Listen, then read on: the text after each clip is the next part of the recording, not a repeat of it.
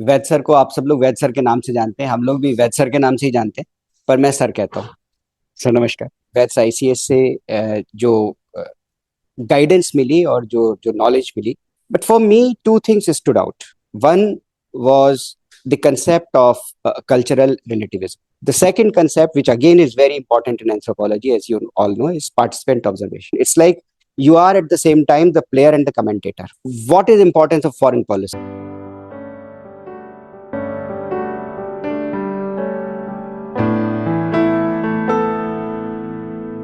कहाँ से शुरू करें?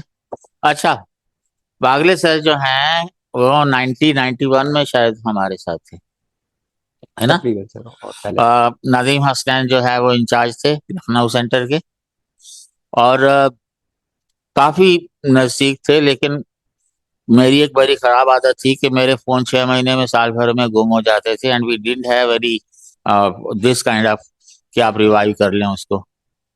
तो उस वक्त के जितने भी पुराने लोग जो थे, those who came in contact, उनकी मेहरबानी हुई। लाइक 92 फॉरेन सर्विस, उससे पहले भी लाइक एक लड़का था, सीनियर नॉर्थ ईस्ट का था, वो बॉटम से सेकंड था and he got foreign service. He was a tribal. इसी तरह एक मॉल टाउन की एक लड़की थी, शी वाज ए सिख, वो भी आपसे पहले की थी, उनका भी नाम भूल गया।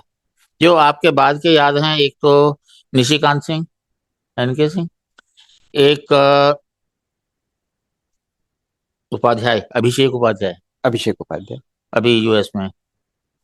तो बहुत कम लोग हैं जो मेरे को याद हैं। अदरवाइज बाकी सर्विसेज में तो लाकी इसको दिल्ली का commissioner is our student, Chandigarh का डीजीपी है, he is our student, but they are younger to you, junior to you.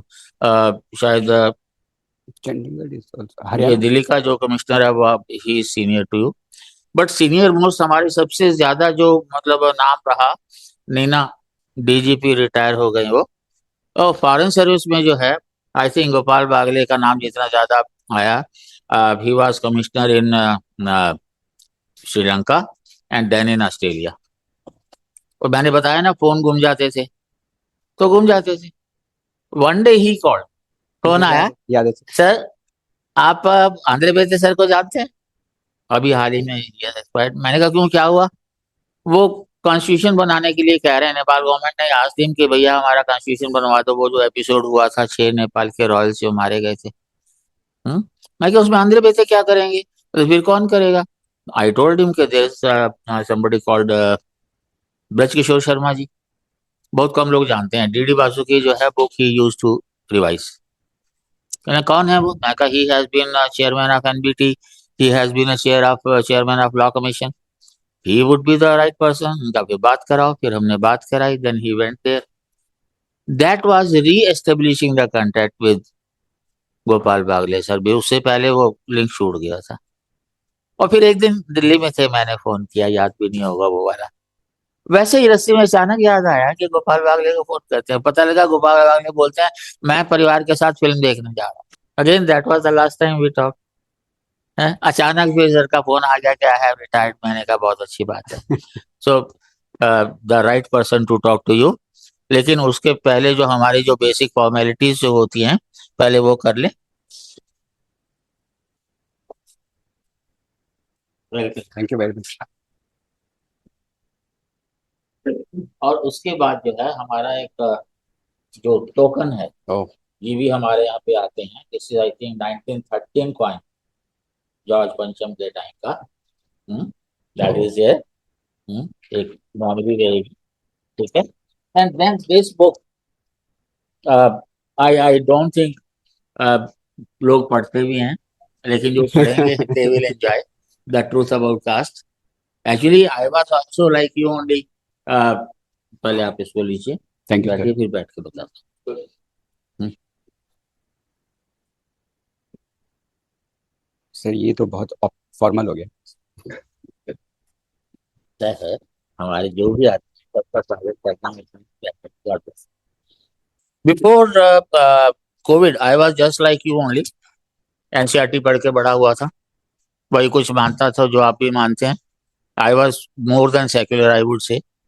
पर कोविड में I had a lot of time to read a lot many things. अभी मैं आपको बता रहा था कि during Covid I read almost 150 books of British times 1700 to 1900. और फिर ह्यून सांग से लेकर के और बाबा साहब से लेकर के और आर एस शर्मा और डी एन झा और सब कुछ पढ़ लिया. The question was to explore what caste is all about, and that I have given it in this truth of caste. का क्या है ये? The truth about caste. It's important for common man, it's important for civil services students, for history, for social issues, obviously for anthropology, and for essay building also in some of the aspects it can be there. खैर बात तो sir से करनी है. And I requested him that because he is an expert, he is a foreign service man, so his contribution in terms of the foreign policy, contribution through anthropology, and his relationship with Vaids ICS.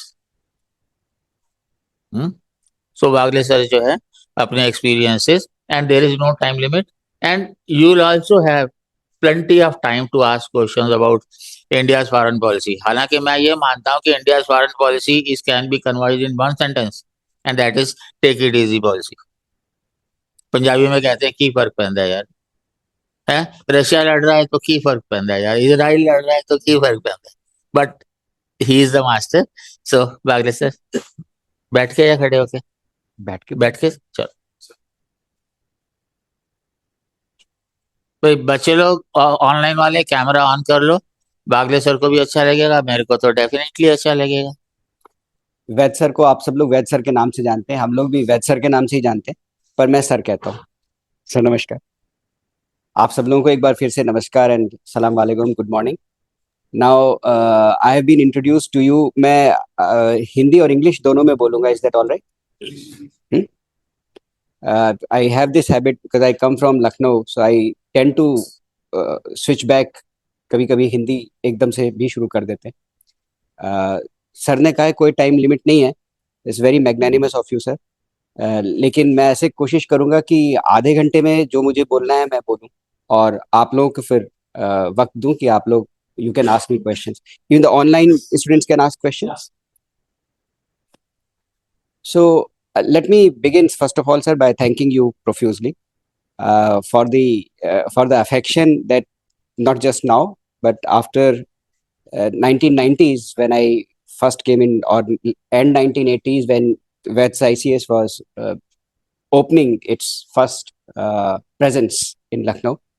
I remember किस तरीके से मैं और हमारे कुछ दोस्त, कुछ उसमें से कामयाब हो गए, कुछ नहीं कामयाब हुए, कुछ किसी और चीज़ में कामयाब हुए, but we all somehow got in touch with Vaid Saab. And my contact with Vaid Saab was of course through another legend, Dr. Nadeem Hasnain, whom I recall with the highest of regards. वो मेरे एक बड़े अच्छे दोस्त के चाचा हैं, तो मेरे भी चाचा ही हो गए. तो उनके पास जब मैं जाता था तो उनको पब्लिक में सर कहता था, लेकिन घर में उनको मैं चाचा ही कहता था. तो उनसे जो मुझे सबसे पहले एंथ्रोपोलॉजी के बारे में पता चला when I was beginning to prepare for the civil services exam. As you would perhaps know, I look ancient and I am ancient. तो पिछले शताब्दी में, in the last century when civil services examinations were conducted, we had to choose two optionals. तो anthropology और Hindi literature वर माई optionals, और दोनों में ही मुझे वैद्स ICS से जो गाइडेंस मिली और जो नॉलेज मिली, that help me, plus also of course in general studies, in sometimes in a formal way, sometimes in the informal way. And after the mains, the preparation for the interviews at various stages, I got to enrich myself and understand what the subject is. आपको आजकल जितने notes वगैरह मिलते हैं उतने तो पहले नहीं मिलते थे. मेथोडोलॉजी फर्क थी, बट फिर भी एग्जाम के लिए मटेरियल मिल जाता था. But as you all know, material is immaterial. It's what you can be explained and what you can use in the exam. It's like being to take yesterday's example, being Ishan Kishan but at a particular day not being able to score. So it happens with all of us. But what I want to say here is that I owe a lot, not just to the institution, but to these two individuals, Dr. Nadeem Hasnan and Dr. Vaid, for two reasons. One, of course, their guidance and their affection, just not the guidance, helped me a lot, gave me confidence, gave me knowledge, gave me understanding. But beyond anthropology and the subjects, it gave me an understanding of where I am in the whole scheme of things. You know, anthropology, as you all know, I don't know, perhaps all of you are studying anthropology, and that's why you are here. So you know the concepts, you know the subject. But for me, two things stood out. One was the concept of cultural relativism. You all know it as a theory, as academics. But what it meant to me was in that young age, and I was as young or old as some of you, in my mid-20s, around that time, it told me that my view of what I see is not the only view in the world. Things are relative. Things are not necessarily black. And I was a science student. I was used to, more binary things like 0 or 1, black and white. अगर एक equation solve हो रही है तो हो रही है, नहीं हो रही तो नहीं हो रही है, उसका आंसर ये है तो है, नहीं है तो नहीं है. That's at least the classical way. I'm not talking of the quantum mechanics where you have a number of options or possibilities or choices. But in general life, you tend to see things beyond academics in the world as wrong or right, true or false, black or white. I realized for the first time when I studied cultural relativism that the world is very different. It's very different from how I see it. I need to see the world from the eyes of others about whom I'm talking. And that helped me a lot in my profession because, as you know, in foreign service and diplomacy, we operate outside India mostly. Our context is outside the world. The cultures are very different. Even India, even within India, our cultures are very different. From north, if we go to south, now it's not there. Or from south, if you come to the north. I know I have friends South Indian friends born and brought up in North India, whose relatives refuse to come to Delhi for their wedding because in winters, because they say it's very cold, we can't come. And there are my relatives whose sons or daughters were in South several years ago, but in this century only, who came back from very prestigious institutions. हमसे नहीं खाया जाता रोज डोसा और idli. So culture is that. Culture is what you are. You need to see the world from the different eyes, from the other person's perspective. दूसरे लोगों का क्या परिप्रेक्ष्य है, वो कैसे देख रहे हैं रियलिटी को, ये हमारे प्रोफेशन में, फॉरेन पॉलिसी में, डिप्लोमेसी में बहुत इंपॉर्टेंट है. And I think whatever I could do in my profession, that basic understanding that I have to understand the other person's point of view was very, very important. The second concept, which again is very important in anthropology, as you all know, is participant observation. So I realized that later on, not initially, but later on when I was a practicing diplomat, that I am not on the ring side, I am in the ring, and yet I need to detach myself. I need to see the thing, what is going on. It's like you are at the same time the player and the commentator. Because unless I am both, I cannot see where I am going. I cannot analyze myself. I cannot see the situation. See, दुनिया में चीजें बहुत तेजी से evolve होती हैं. कई बार हम जब दूसरे देशों से नेगोशिएट कर रहे होते हैं या दूसरे लोगों से बात कर रहे होते हैं, हम बात कर रहे हैं इस मोमेंट पे और अगले मोमेंट में दुनिया बदल जाती है, रियलिटी बदल जाती है. I need to be very objective about it, but at the same time I need to remain grounded. I need to remain connected with the reality. So some of that understanding, although I never did the field work because anthropology unfortunately was not my academic subject, but the concepts did help me a lot. So I would say in brief that subject helped me in civil services exam, but more than that, it helped me after the civil services exam. And that is something I would like all of you to take when you go out of this room. See how it helps you in your life, whether you are in civil services or whether you are in the corporate world or whether you are doing anything else. I think these two concepts, how you see the other people's point of view, you may not agree, but you at least need to see, and how you remain in the situation and yet you are able to see it from an academic detached point of view. I think these are good assets to come in anyone's personality. Now, foreign policy. Since I suppose it should be an interactive session, what is the importance of foreign policy? You know education policy, health policy, defense policy, minerals policy, mining policy, ocean policy. Why foreign policy? We are a country of 1.4 billion people. There is so much of challenges here in our own country. Why do we need a foreign policy? Anyone? So we need online. Yep. So we need foreign policy in order to establish the resources that we are needed. Like say Artha.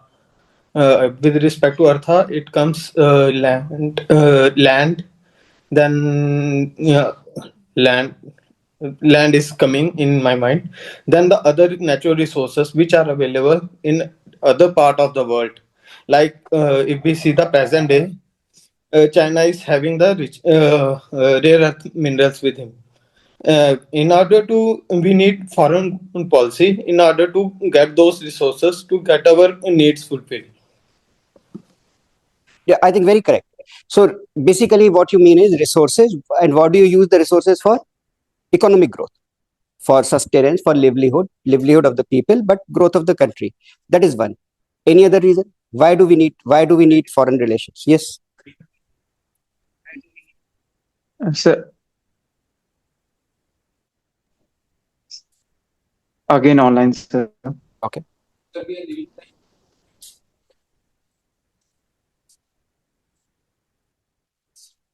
So there should be a structured policy so that the market or how we should be pursuing our national interest. Okay. You wanted to say something? Sir, same point, sir. Same. Okay. Fine. So, but tell me one thing. You said globalization, but 1,000 years ago, or maybe even more than that, 1,000, let's say close to 2,000 years ago, not exactly, when Kautilya wrote Arthashastra, it was not globalization. Isn't it? At least not the way we know it today. It's not like establishing your presence. Establishing your presence, yeah. अपना sovereignty आप औरों से Yeah. confirm करवा रहे हैं कि we exist. Yeah. So there are two answers from the floor. You may not, those online may not have been able to hear because mic may have worked, may not have worked. So the answer broadly is globalization and Exist. making your presence felt. Making your presence felt. So I will reduce this conversation to 5 P's. P as Peter or Parrot or Punjab. First P is prosperity or progress. What was said here online by, I think, Sharma ji, hai na? Lakshman Sharma and Lakshdeep Sharma, sir. Lakshdeep Sharma, yeah. You need resources. So first P is progress or prosperity. Now, you would know there is a difference between prosperity and progress, but I'm not going into those concepts. But let's take it as a whole set. The second P you need foreign relations or foreign policy is because of peace. You want to have a conducive environment. You want to have a peaceful environment so that you can focus your resources on the growth of the people of the country. You don't want distractions in that. And the third P, and when I say peace, please understand it also means, in other words, security. You need this for security. The other P is essentially you need to understand where you are in the world, what you mentioned, your place or your position, where you are. You need to relate. And you also need the foreign policy precisely for people, whether they are in India or whether they are abroad. We have a lot of population abroad, and I will come to that. So you need good foreign relations in the context of the diaspora that you have abroad. So foreign policy essentially, and this is not a look. I'm not an international relations or political science student. I never was. I was it's more like I was a practitioner. I'm not even a practitioner now. I've retired. But I will give you a practitioner's perspective on why do you need foreign policy or what actually foreign policy does in the functional terms. In functional terms, foreign policy helps you to connect and communicate and cooperate or contest with the world so that you can secure your interests. I will repeat it. Foreign policy helps a country to connect and communicate with the world, to cooperate or contest with the world so that you can ensure your interests. And what are your interests? We have discussed it just now. Huh? Prosperity, peace, progress, people, etc. Now, where is India in all this? This is theoretical. Where do you see India in the world? And first of all, what is happening to our world? What is happening? Very unstable. Yeah. Any student of history? Online? Okay. Look, I agree with you. It is unstable. That's a close description. But the world has always wars. There were 2 world wars last century. At least there are no wars right now. Yeah, but instability is one thing. Yeah, wars. Yes, I agree with you. Any other prominent feature of the world? So They're driven by self-interest. So nations are driven by self-interest. Self-interest. Self-interest. The changes are happening at formation of blocks. Formation of blocks. Decline of multilateral. Very good. Yeah, you people are smart. Not, sorry? Rise of right wing. Rise of right wing. Yeah. I mean, no wonder you are in Vaids ICS. Global role. Or online. Okay, fine. We have enough understanding of the world coming from the floor here. Basically, the world is in a flux. And when I say it is in a flux, as I said, it has always been in a flux. Suppose, I mean, just take your back, if you could travel in time, take yourself back to 1940s or 1910s or 20s. What was happening? World wars, formation of the Soviet Union, 1940s, same world wars. Millions of people dying, flux, you don't know what's happening. So how is that flux different from today's flux? Any guesses? How is that flux different from today's flux? Let me give you one more example. Yep. So earlier it used to be a hard power, the use of hard power. Now it is more inclined towards the use of soft power and well, influencing the behavior. Understood. You all read the newspapers, follow the news. You are seeing how United States is assembling one of the largest mobilization of its forces near or around Iran, in somewhere in that area. That's hard power. What is happening in Europe, in Russia, and Ukraine? That's hard power. So you're getting there. I understand what you're saying. Let me take you back to 1990s, which is when I joined the Foreign Service. 2 features. In 1991, the Soviet Union collapsed. So suddenly the 2 blocks became 1 block. There was only, as they say, now we can see in hindsight, as they say, is always 2020. Now we can see they at that time said there is only one winner of the Cold War, meaning United States. It's contentious. It's arguable now whether that was the outcome. No, it was not. Anyway, at that time, the world was in a flux, unstable, uncertain, hard power. The first Gulf War happened in 1991. And India was almost bankrupt. When I remember when we used to have these topics in our group discussions and other discussions before main and after main exam, you probably would have only read it in textbooks or history or some of your notes perhaps, that we had to mortgage gold with Bank of England. And finally, we did not perhaps use the entire IMF loan that was given to us, but that was the state of economy. Fortunately, there were economic reforms and liberalization, and as a result of it, we traveled some distance, and the rest of the distance we have traveled in this century. But what I'm saying is that flux, that uncertainty, that hard power, that economic chaos and uncertainty was there at various points in time in the last century. So how is it different now? Okay. What is happening today is everything all at once. There's an important phrase.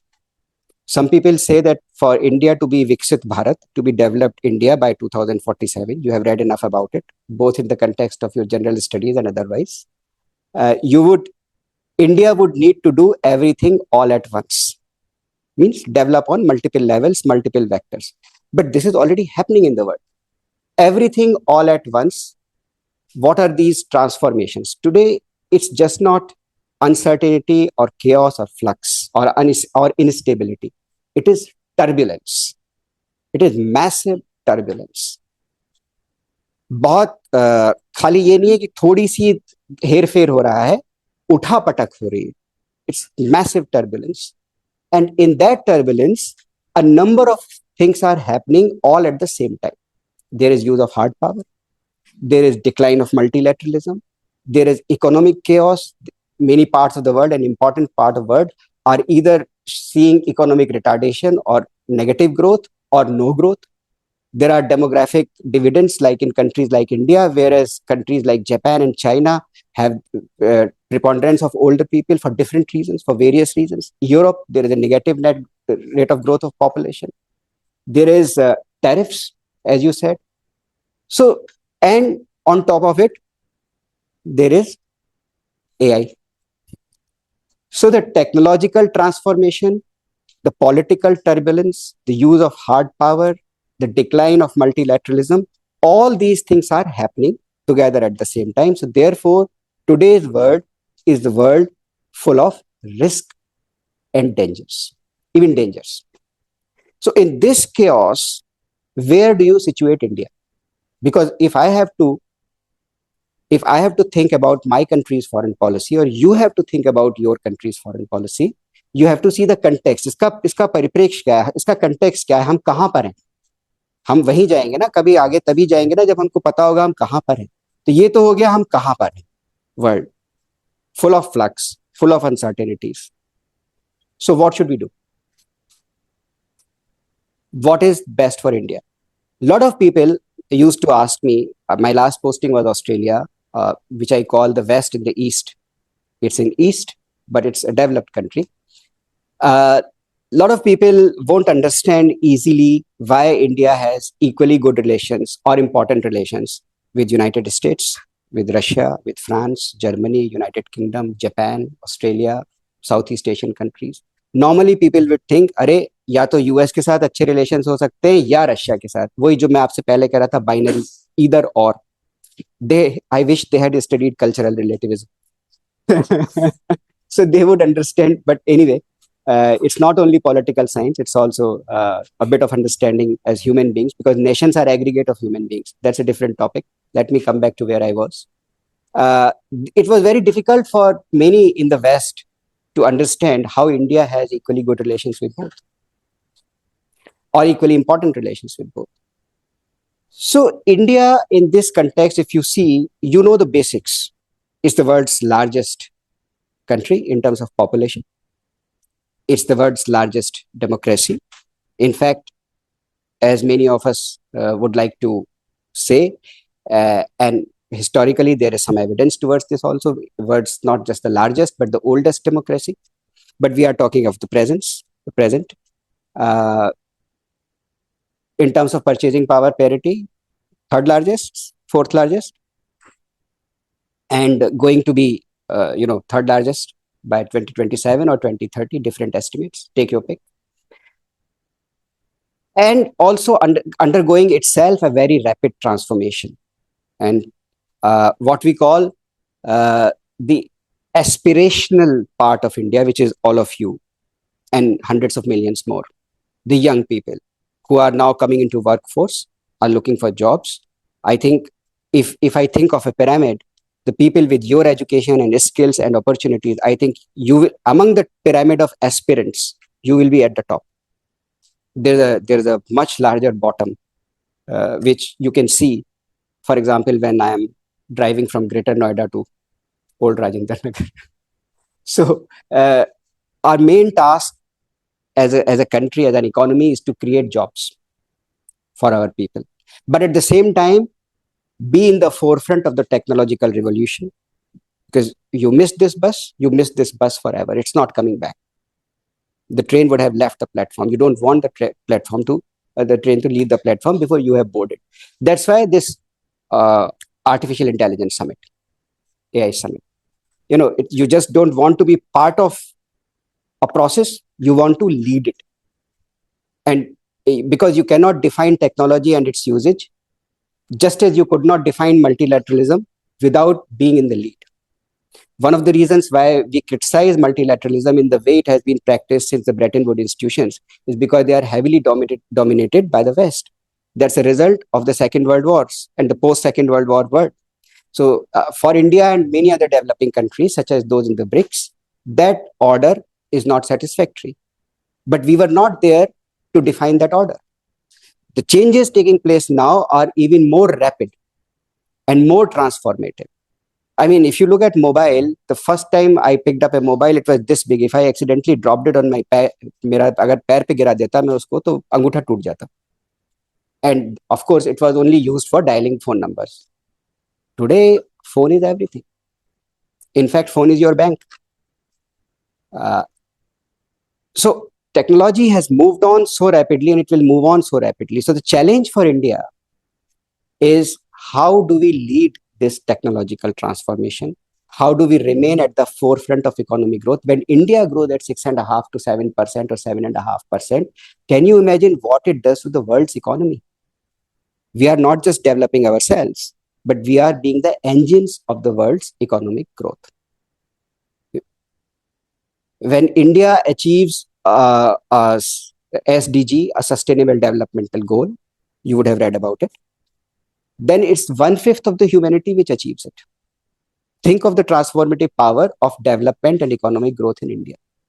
So what I'm saying is, in this complicated world situation, what India, through its own internal efforts to develop and grow, what it is doing for itself and its people, it is at the same time transformative for the world. It's not a coincidence that you saw all these big honchos, the Sam Altmans of the world and the Sundar Pichais of the world here at the AI Summit. There is a reason why they are there. Now, so I said a few minutes ago, and I am nearing my half an hour mark, so I will be quick. India's foreign policy's objective is essentially to ensure, once again, prosperity and progress, peace, and the interests of our people. By relating to the bird, by connecting, communicating, when necessary, coordinate, when necessary, contest, in a way that your interests are protected. How do we do it? If I were to define India's foreign policy in one word, you have read about non-alignment. Is it equally famous or in fashion now, this word? Why? No, sir, it is not at all infamous. Okay. So if I were to use one word to describe India's foreign policy today, I would say it is strategic autonomy is what you get. But what you do with this is the policy. All right? The multi-alignment. Absolutely. Who is that? Please raise your hand. I couldn't see on the online. Anyway, whoever said this, that's brilliant. It's a multi-aligned policy. When you say multi-aligned, what you mean is that you are defining your own partnerships. By the way, when I say connect, compete, etc., to secure your interests, these are not permanent interests. There was a saying in international relations, and many of you would have heard of it. It's an old adage. It goes, there are no permanent friends, there are permanent interests. Wrong.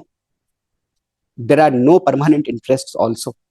I mean, there are some permanent interests, like you need to secure your borders. You need to secure the well-being of your people as a state, as a government. That's your responsibility. That's what you are all studying for. But at the end of the day, permanent interests change. Today, the way US is interested in tariffs today, it wasn't 2 years ago. It has defined its own interests in a different way, and it has defined different ways to reach those interests. So multi-aligned is the nature of India's foreign policy. It is nimble. Nimble माने flexible है. उसमें कोई ऐसा नहीं है कि हम इसी के साथ रहेंगे, इसी के साथ काम करेंगे. नहीं, हमारा जहां से इंटरेस्ट सर्व होगा वहां से हम काम करेंगे, उसके साथ हम रिलेशनशिप्स रखेंगे अच्छी. But this is not a mercenary approach. It is not to say that there is no value basis for this and we are just doing जो हमारे मन में आ रहा है कर रहे हैं हमारे अपने मतलब के लिए.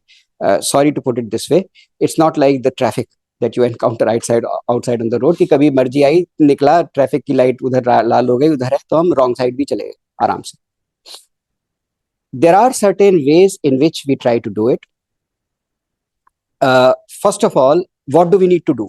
We need to have food security, we need to have energy security, we need to have economic security, and we need to have the security of our border and our people. हमारा जो देश है उसकी भी हमें physical security चाहिए, हमारी सीमाओं की सुरक्षा चाहिए, लोगों की सुरक्षा चाहिए. इसके लिए हमको जहां से पार्टनरशिप्स अच्छी लगेंगी, अच्छी मिलेंगी, हम वो कर रहे हैं. यही वजह है कि हमारा रिलेशंस पहले सोवियत यूनियन के साथ भी बहुत अच्छे थे, लेकिन जब वो रिलेशंस अच्छे थे तब भी यूएस की मदद से आईआईटीज बने बहुत सारे. और अब इस शताब्दी में, in this century, in this millennium, our relations with the US, notwithstanding the developments of the past few months, because that doesn't erode the basis of the relationship. The relationship with the US are equally important, and it's a very important relationship. A lot of people say that India imports a lot of weapons from Russia or Soviet Union. It did, yes, it did. But then you see, I also spoke about technology. Now, a lot of technology is in the private sector domain. Look at Elon Musk, for example, or these corporations like the Microsoft and the Googles and the OpenAI, etc. But there are still certain technologies related to defense and space or nuclear energy, which are still not in the private domain. And when India needed that technology as a state, it was Soviet Union. We were not signatory to NPT, the Nuclear Non-Proliferation Treaty, but still USSR agreed with us to construct a large 1000 megawatt 6-unit reactor in Kudankulam. And after Soviet Union fell apart in 1991, there was pressure on the Soviet Union not to go ahead. But they found some legal basis to go ahead. And you know that Kudankulam exists today. Similarly, space technology. You know about India's space program. It's the Soviet Union's precursor, the successor, Russia, which cooperated with us in those technologies. And if you look at defense, today our defense inventory is far more diversified. अभी आपने पढ़ा होगा जब ये macro आए थे president, या उसके पहले जर्मन चांसलर आए थे, तब पनडुब्बियों की बात हुई, सबमरीन्स की बात हुई, अभी रफाइल एयरक्राफ्ट के बारे में बात हुई और मिसाइल्स की बात हुई. सो अभी आप देखिए तो अमेरिका, ब्रिटेन, जर्मनी, फ्रांस, इनसे हम बड़े प्लेटफॉर्म्स तब भी ले रहे थे जब सोवियत यूनियन हमारा मेन डिफेंस पार्टनर था in the last century. But today these relationships have become even more pronounced and more important. So what we are doing is we are forming partnerships for technologies, and partnership is important over here because no country can do alone. And there is one more goal in today's world, which is de-risking. You have to de-risk. See what happened, COVID, all of you know. Then there were requirements for medicines. Now the medicines were not available because certain APIs were not available, or certain countries had certain capabilities, and that became a property of big corporations. Not like India, that we very quickly developed our own vaccine and then initially gifted, then exported also, apart from meeting our own needs, and contributed to the multilateral system. The basic point is that in this environment which we have discussed today, India's foreign policy is focused on diversification and de-risking. These two are important words. हमें विविधता चाहिए, और जहां से हमको लगता है एक ही ऑप्शन में जाने से रिस्क होगा, वो उसमें हमको नहीं जाना है. वैद सर कहा करते थे एक सेंटेंस, जब फिजिकल एंथ्रोपोलॉजी हम लोग पढ़ा करते थे, evolution, evolutionary super specialization leads to evolutionary dead ends. It is equally true. I said that nations are nothing but aggregate of human beings. You depend too much on something. So what we are trying today, in technical terms, slightly throwing a bit of a jargon at you, you are all are smarter than what I was at your age. We are trying to create secure and sustainable supply chains. That is one of the main aims of our foreign policy. Why? Because when we do diversification in trade, we do the trade deals like we are doing with the European Union. It opens market, it opens mobility. More people can go find their job. Our exports can go and find the market over there. It creates job over here. But all this is not possible unless we keep pace with technology. And we are not the only country. We have heavy emphasis. Strong self-reliance is what we want. But it is a fact that we need partnership for technology also. So we need a stronger self-reliance, we need diversified partnership, and we need de-risking in all of this. So this is the basis around which our foreign policy is formulated. Last 1 minute. I can discuss multilateralism and answer your questions, maybe now or in again if there is an opportunity in future. But one thing I would say, we are in an environment which makes it very important for our relationship with our neighborhood, our prime importance, of prime significance to us. जो हमारा पड़ोस है उसमें जितने देश हैं उनके साथ संबंध, उनके साथ जो रिश्ते हैं हमारे, वो हमारी फॉरेन पॉलिसी का, जिसको कहना चाहिए it is the bread and butter, जिसको हम लोग बोलते हैं, ये ब्रेड एंड बटर है हमारी फॉरेन पॉलिसी का. And that way I feel very fortunate and very privileged to have devoted a lot of my time to our relations in the neighborhood. There was a point when jokingly, I know it is on camera, but jokingly I used to call myself not Indian Foreign Service, but Indian South Asia Service. There are so many postings and so much of work I handled related to. But why? Because पड़ोस में हमारे संबंध सबसे important होते हैं. आप जहाँ रहते हैं आपके पड़ोसी से आपके संबंध सबसे, कोई मुसीबत होगी वो ही आएगा सबसे पहले या आएगी, या अगर कोई मुसीबत क्रिएट करनी होगी तो that fellow can also be the first to do it. And we have this experience in our neighbourhood unfortunately. What are we trying to do in our neighborhood is create more economic integration through physical infrastructure, connectivity, through energy flows, and by leveraging the complementary strengths of the economy. अब take for example Bhutan के पास hydro power sources है, या नेपाल, वहां पे बिजली बन सकती है पानी से. अब वो उनको किसने मना किया है कि आप बना करके बेचे ना भारत को, क्योंकि India is a market. So when they do that, and you would have perhaps known that, prime minister जब अभी गए थे तो very major project was inaugurated. But even before that, the development of Bhutan's hydropower potential with India's cooperation and assistance has resulted in 3 times increase in the incomes. And when we started at the oil pipeline to Nepal, the price of the petrol there fell immediately. So who benefits? People. So our focus in neighborhood is on developing integration, and at the same time working on the security metrics, so that we can see common challenges like terrorism. We can see common challenges like in the Indian Ocean. Now, Indian Ocean is a very important route for trade, but we know that there are countries who are trying to dominate this. And therefore, the strategy of, Mahasagar, you would have perhaps seen this acronym, MAHASAGAR, mutual and holistic assistance for security and growth for all in the region, or something like that. So what we do is we cooperate with the littoral states in the Indian Ocean. Littoral states समझते हैं ना, जो उसके समुद्र के किनारे किनारे बनी हुई है, उन स्टेट्स को लिटोरल स्टेट्स बोलते हैं. तो इंडियन ओशन में हमारे को कॉपरेट करना दूसरे कंट्रीज के साथ बहुत जरूरी है. तो ocean is a very important area. Maritime security is very important area for us. Counter-terrorism is a very important area, and we do this both multilaterally as well as bilaterally. Multilateral institutions, we want to reform them a little bit, actually quite a bit, because they are not answering the need of the times, and therefore we are also in many other groups like BRICS, for example, which bring together the countries of the developing world, as it's called the Global South, and India is now recognized as the voice of the Global South. So finally, I would say that India's foreign policy is basically a policy which is flexible, which is nimble, which is not cast in stone. It is not straight jacketed. ये नहीं है कि हमने एक चीज लिख दी अब उसी पे लकीर के फकीर की तरह चलेंगे. We can tweak it. But our foundational necessity is this, that we have to secure the interests of our people and the interests of the country. And before I sit down, I will say that defining the thought narrative in the world, the thought leadership, is also an important part of our foreign policy. What I will call is another P, which is parampara and pride. So the civilizational heritage that we have, we believe that it is of great importance, not just to us, but for the whole humanity. Somebody mentioned Vasudhaiv Kutumbakam over there.